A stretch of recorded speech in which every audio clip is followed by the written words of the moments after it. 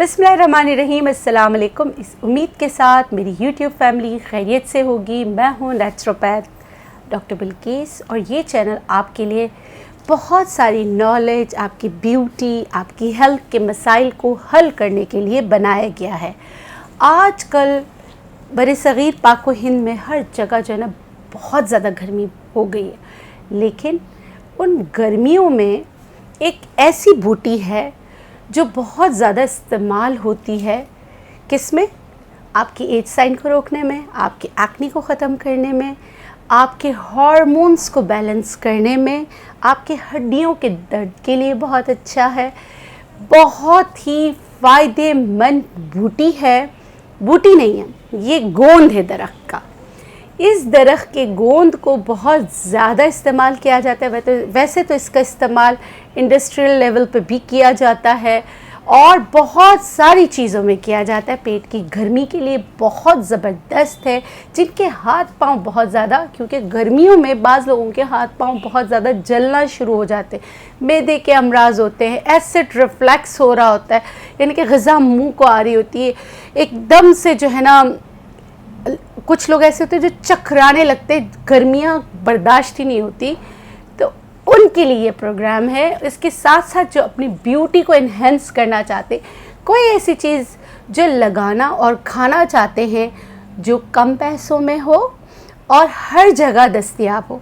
जिस गोंद की मैं बात कर रही हूँ वो ना सिर्फ बरसगीर पाक व हिंद, बांग्लादेश, बल्कि इंडोनेशिया, सऊदी अरब, यूके, यूरोप के सारे ममालिक, उसके अलावा यूएसए में भी आसानी से अवेलेबल है। जी, मैं बात कर रही हूँ गोंद कतीरा की। गोंद कतीरा ठंडे इलाकों में दरख्त है जिसको गोस्ट प्लांट भी कहा जाता है, उससे हासिल किया जाता है और इसके बेशुमार फ़वाइद हैं।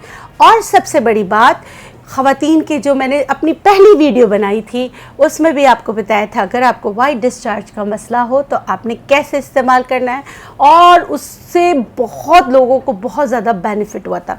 हड्डियाँ टक टक की आवाज़ें आती है तो उसमें कैसे इस्तेमाल करना है, वो सारी चीज़ें, वो ब्यूटी, वो हेल्थ आपको आज जानने को मिलेगा। बहुत ही आसान टिप है, इसको एंड तक देखिएगा ताकि आप पूरा फ़ायदा उठा सकें।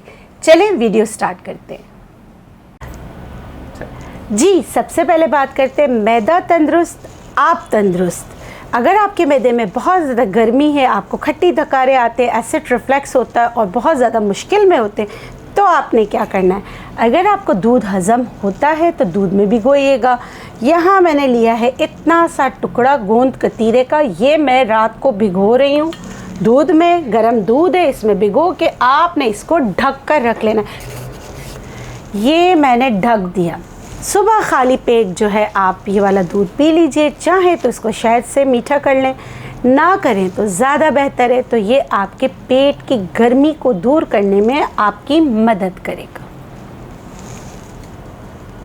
जी, ये देखिए, हमने सबसे पहले बात की थी मैदा तंदुरुस्त, आप तंदुरुस्त। तो ये है वो मिल्क जिसमें हमने डाला था गोंद कतीरा। गोंद कतीरा कितना डाला था, आप जो है इतना डाल सकते, 5 ग्राम से 6 ग्राम तक भी डालें ये। अच्छा, अब इसकी शक्ल ऐसी हो जाती है, ये देखें, ऐसे फूल के इस तरह हो जाती है। इसमें अगर आप चाहें तो तुख्मे बालंगा 1 चम्मच डाल सकते हैं, ना डालना चाहें तो कोई मसला नहीं, आप ना डालें। इन दोनों को मिक्स कीजिए। तुख्मे बालंगा रात भर भिगोने की ज़रूरत नहीं, सुबह आप डालेंगे तो हो जाएगा।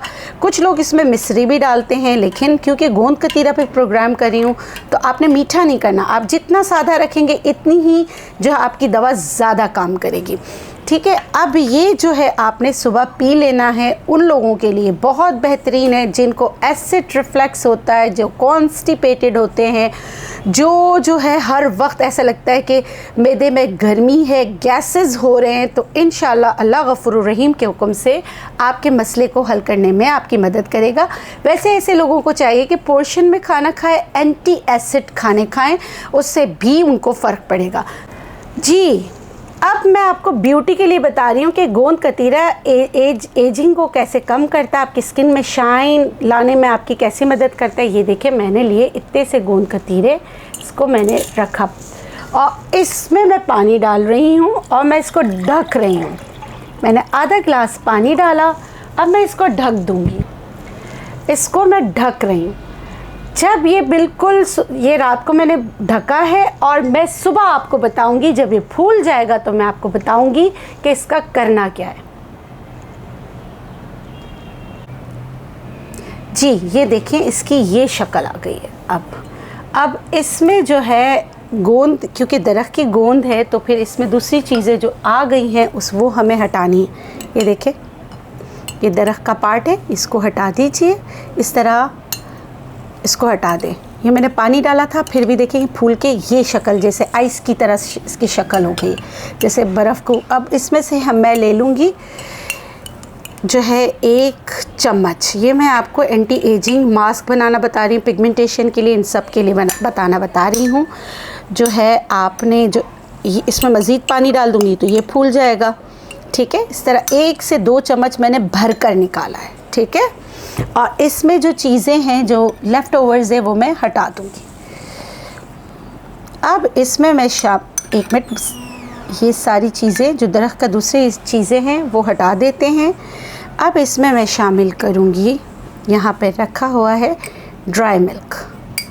ड्राई मिल्क 1 चम्मच भरकर मैं डालूँगी, ठीक है। इसको इसमें मिक्स कर लूँगी। जब भी आप दो चीज़ों को मिलाएं तो उसको अच्छी तरीके से मिक्स कर लें, ठीक है। अब इसमें मैं डालूँगी पानी और इसको मज़ीद थोड़ी देर के लिए रख दूँगी। ये फूल जाएगा तो वो मेरी बहनें, वो मेरे भाई जो बहुत ज़्यादा ऐसे ट्रीटमेंट्स अफोर्ड नहीं कर सकते जिसमें बहुत ज़्यादा पैसा लगता है, तो ये आपका घर का बोटॉक्स है। इसको आप रोज़ाना भी अपने चेहरे पर लगा सकते हैं। अगर आपकी स्किन में कोई सेंसिटिविटी है तो आप इसमें एलोवेरा जेल भी मिक्स कर सकते हैं। इसको आपने बहुत रखना है ताकि ये यकजा हो जाए। उसके बाद आपने इसको चेहरे पे लगाना है। चेहरे पे लगाकर इसको सूखने दें।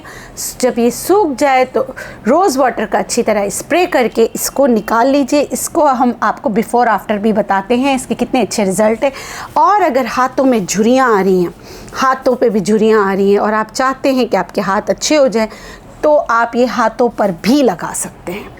जहाँ पर आपको रिंकल्स ख़त्म करना हो, जहाँ पर आपको पिगमेंटेशन में इतना अच्छा काम नहीं करेगा, ये काम करेगा सिर्फ रिंकल्स पे बहुत अच्छा और एक्नी वगैरह पर, एक्नी वल्गैरियस के लिए भी बहुत अच्छा है।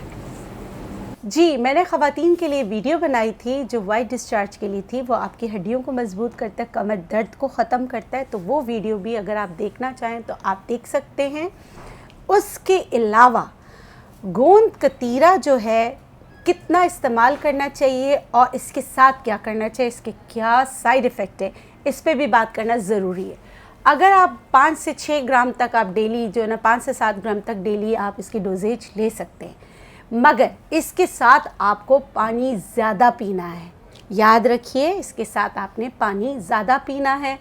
अगर आप गोंद कतीरा और पानी का इस्तेमाल साथ करते हैं तो आपको बेनिफिट्स क्या होते हैं।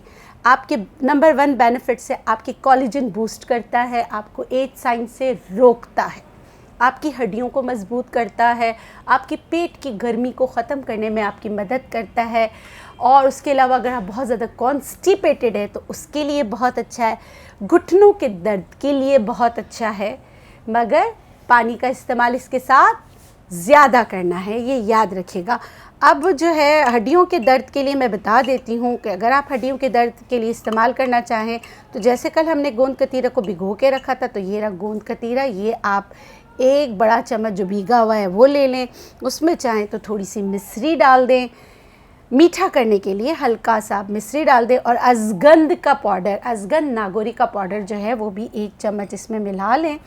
तो ये जो है, और इसके साथ साबूदाना आप इसमें डालें। और ये 1 चम्मच साबूदाना को बहुत अच्छी तरीके से पीस के पाउडर बनाकर ये सब इसमें मिला लें। और आपको इसको दूध में मिलाकर, गर्म दूध में डालकर सुबह खाली पेट पीना है, हड्डियों की मजबूती के लिए मिला लेना है। इन तमाम चीज़ों को चाहें तो आप पहले खाकर इसके ऊपर नीम गर्म दूध पी लीजिए या दूध में हल करके ले लीजिए, आपकी मर्ज़ी है। जिस तरह आप इसका इस्तेमाल करना चाहें आप इसका इस्तेमाल कर सकते हैं। जी, जिस तरह ख़वातीन के हार्मोन्स के लिए गोंद कतीरा बहुत अच्छा है, इसी तरह मेल हार्मोन्स के भी बहुत सारे मसाइल को हल करने में गोंद कतीरा आपकी मदद करता है।